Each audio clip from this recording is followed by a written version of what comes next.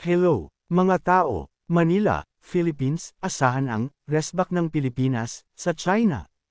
Ito ang tila pagbabanta ni National Security Council, NSC, Assistant Director General Jonathan Malaya kaugnay ng mga pambabastos o rude surprise ng China. Bagamat tumanggi na si Malaya na ay dalye pa ang kanyang pahayag, tiniyak nito na hindi patitinag ang bansa mga agresibong aksyon ng China sa West Philippine Sea, WPS.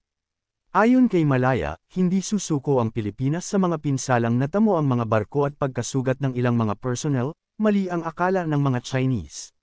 Sinabi ni Malaya na hindi dapat maliitin ng China ang fighting spirit ng mga Pilipino. Aniya, ang Pilipinas ay nasa panig ng batas at rules-based international order, partikular ang nakasaad sa 2016 Arbitral Tribunal decision na nagpawalang bisa sa pag-aangkin ng China sa West Philippine Sea. Ginawa ni Malaya ang pahayag matapos ihayag ni Pangulong Ferdinand Marcos Jr. na gagawa ng aksyon ng kanyang administrasyon laban sa mga pag-alit na aksyon ng mga Tsino sa WPS. Giit pa ni Malaya, sa mga nangyayari ngayon ng China ang napapahiya sa kanilang mga aksyon lalo at batid na ng international community ang kanilang ginagawa laban sa Pilipinas.